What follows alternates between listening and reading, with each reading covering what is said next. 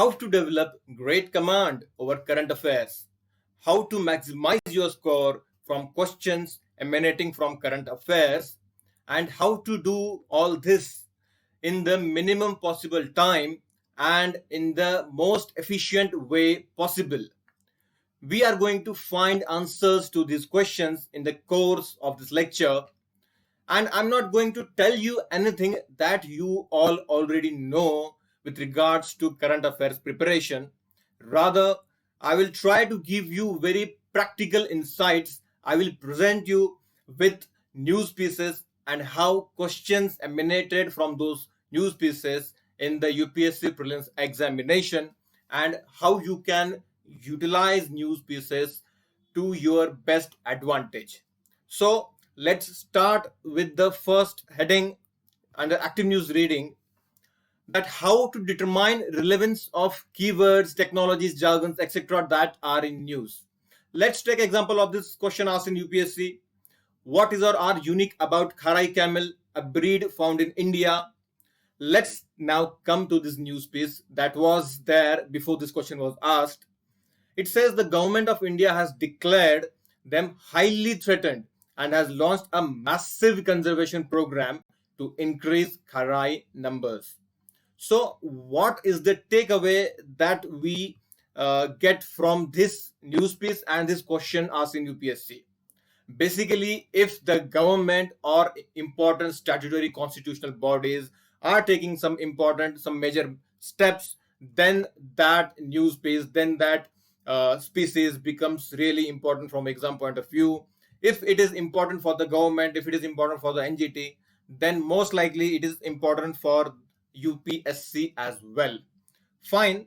Then what possible question can you expect in the future?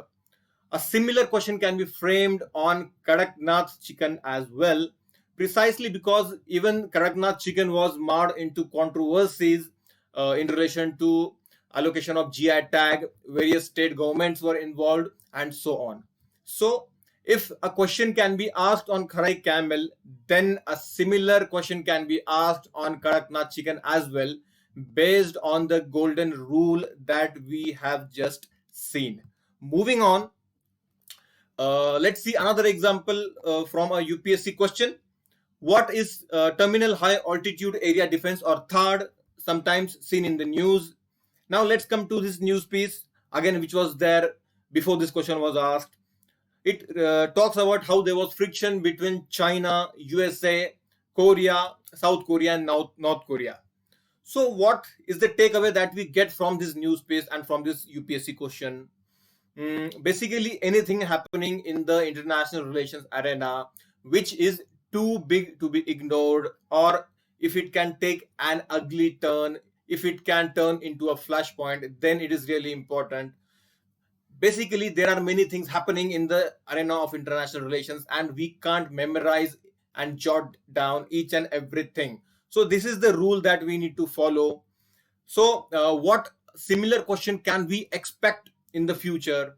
A similar question can be asked on Iron Dome of Israel, which is a missile defense system of Israel.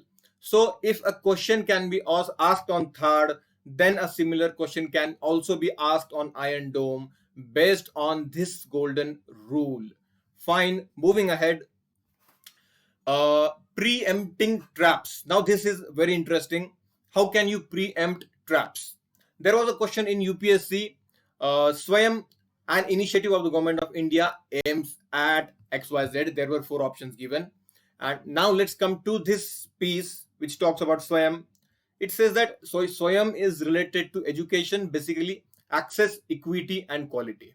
And what UPSC had done, UPSC had placed under option A and option B statements relating to SHGs, self-help groups, startups, and most of the people ended up marking option A or B because they had not read about Swayam.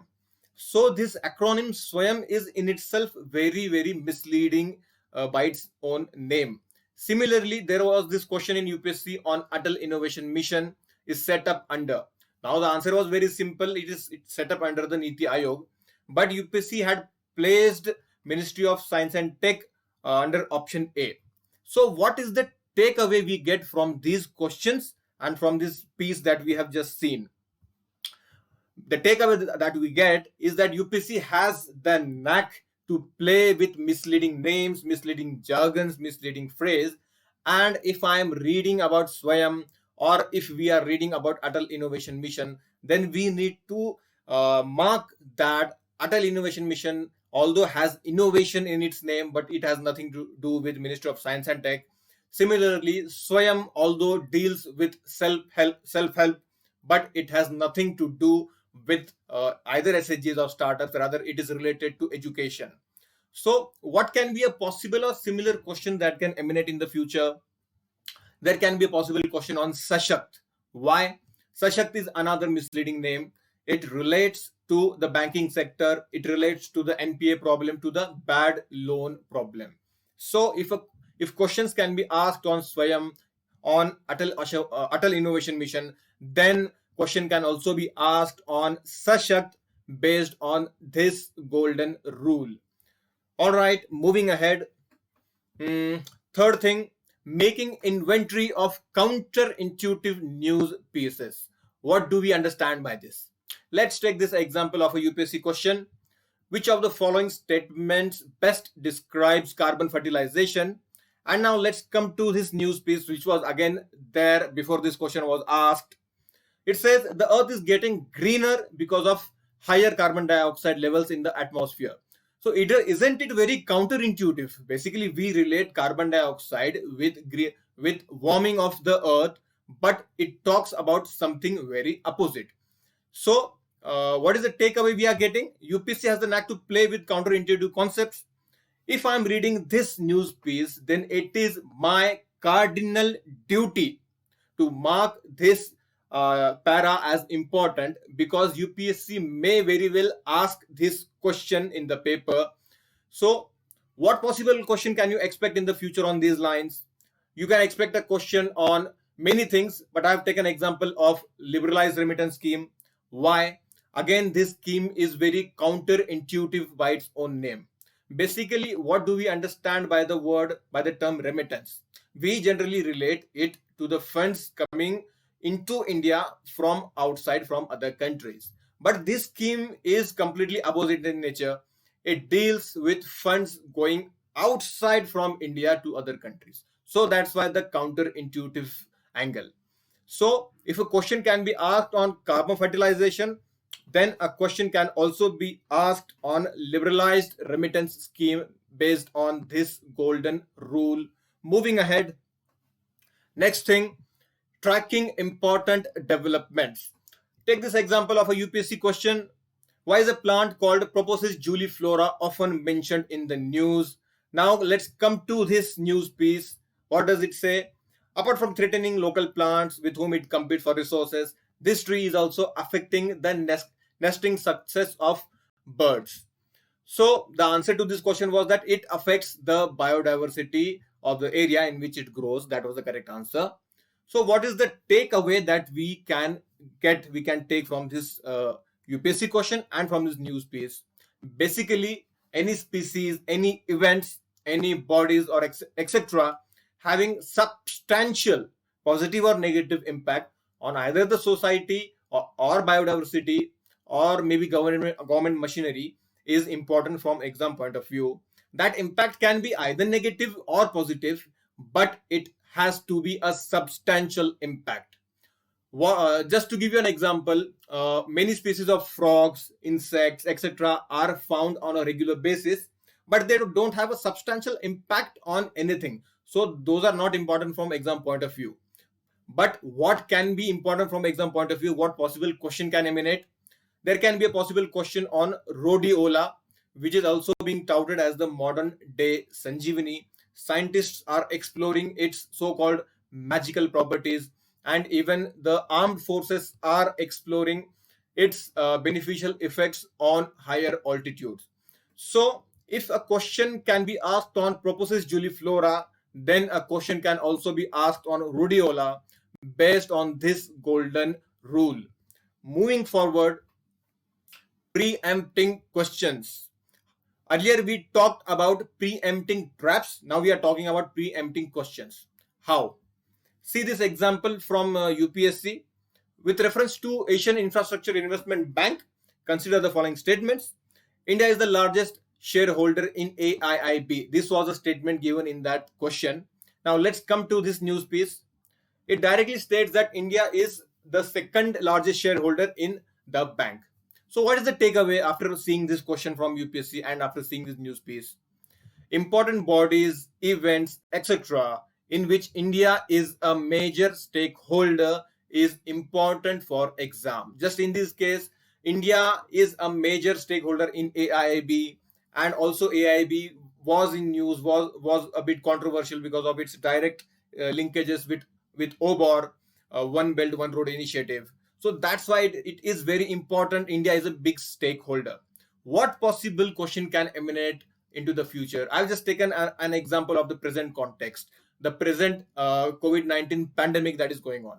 So we are at least expected to know what Cartagena Protocol is. Cartagena Protocol is basically Cartagena Protocol of CBD. It pertains to biosafety of living modified organisms. So there may be a question, there may not be a question, but at least giving the present context, we are expected to know what Cartagena Protocol is, and by that virtue, you can preempt questions that may be asked in the examination. Just to give my personal example, in each year, I could preempt a set number of questions that came into the examination, and I was in an advantageous position because of that. So if you can preempt AIIB through using such news pieces, you can also preempt possible questions on Cartagena Protocol or other possible questions as well. Moving ahead, now let's take our current affairs preparation to a different plane altogether, viewing current affairs through the lens of Tigdom. But by Tigdom, I don't mean that we are going to solve MCQs or we are going to talk about logical solving techniques. I'm saying to those people who must have already seen many of my videos.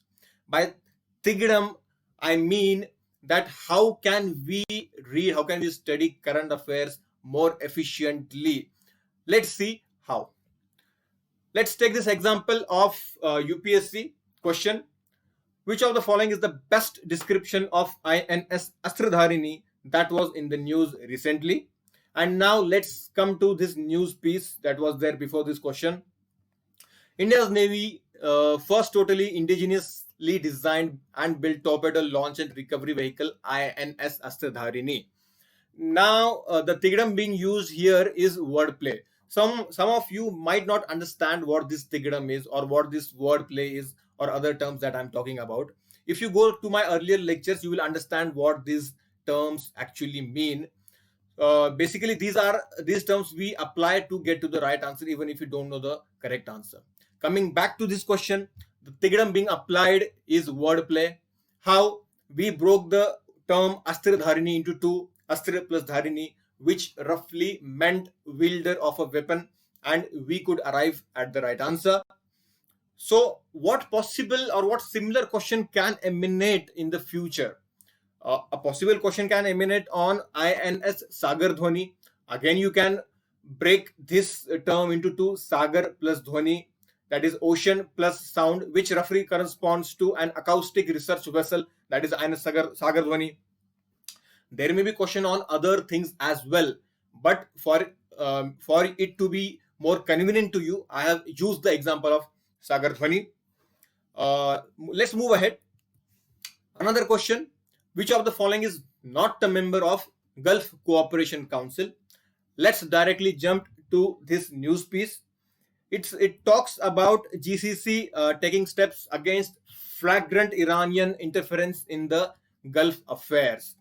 And the Tigdam that we used in this question was odd one out. Basically, we eliminated Iran because all other were Arab countries, all other were GCC countries. Not going deep into that Tigdam. What possible question can emanate in the future?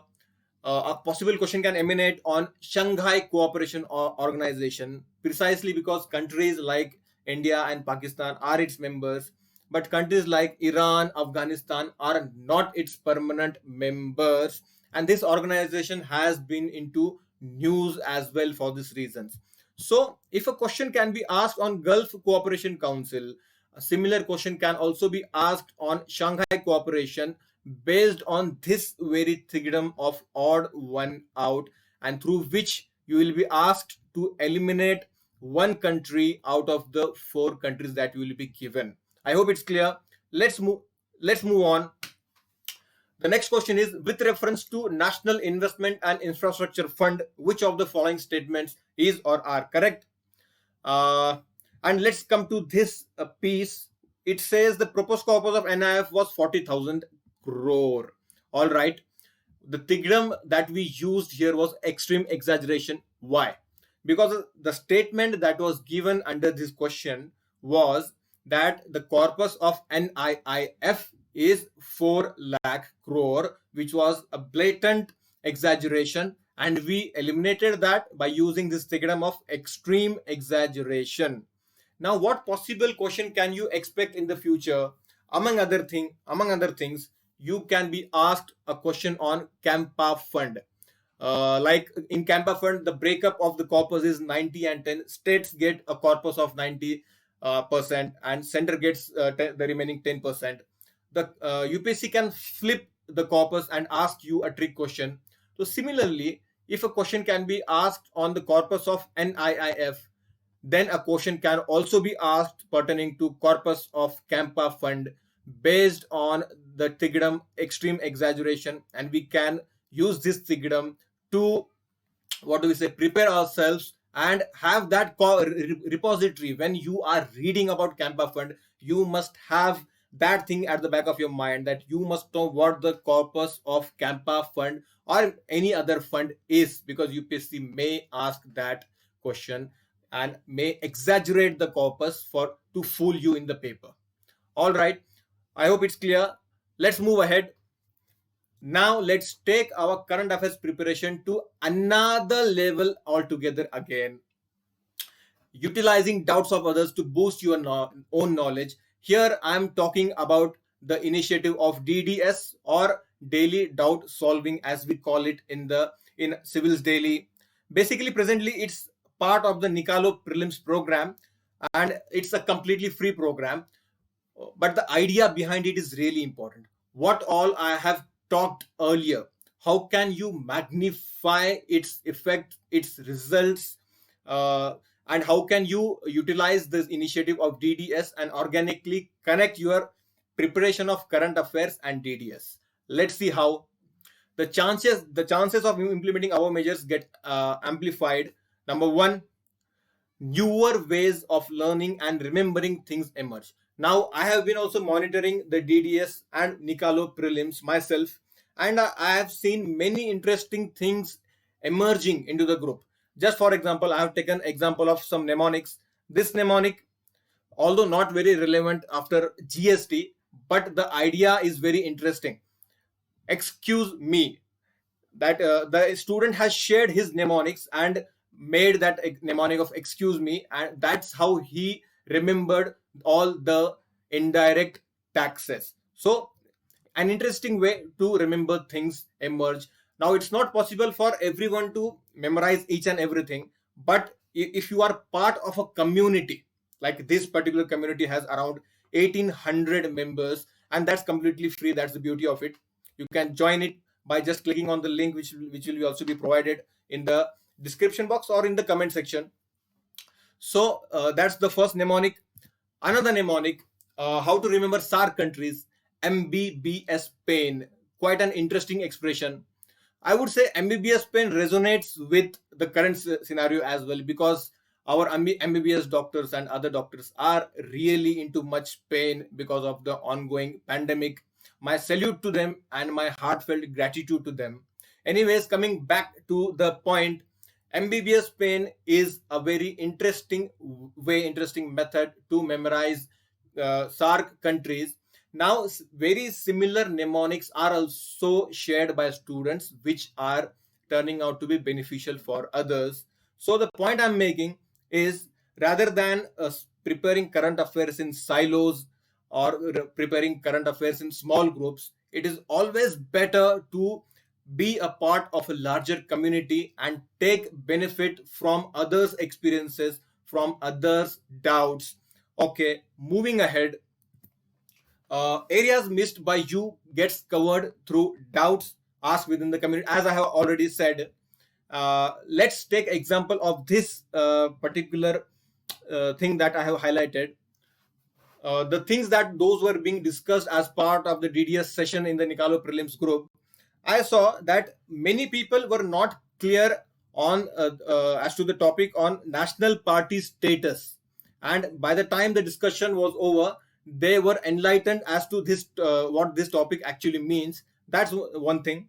Another thing, those students who thought they really knew what national party status is and is, even they got newer insights. So sometimes we think that we know things perfectly, but there is always scope for improvement. And taking example of this, I saw people really benefiting through those discussions and getting new insights on current affairs and static both. uh, Lastly, active news reading and current affairs preparation can be done more effectively through community interaction, as I have already stated. Like many things that we are doing, like for example, news cards are shared, MCQs are shared, pooled notes are shared, and even the students share their own notes. They share their own versions of their things, and this is how pooled study takes place.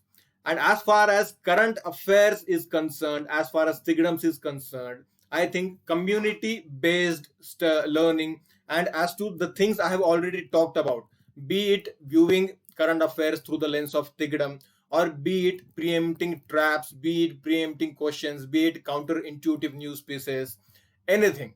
This can be done in the best possible way through involving in a community interaction. So, dear friends, that's all for today. I hope this quick lecture has been quite insightful to you, and I am sure many among you must be feeling enlightened as to current affairs preparation. Do let us know about your take in the comment section. Till then, please be indoors, stay safe. Jai Hind.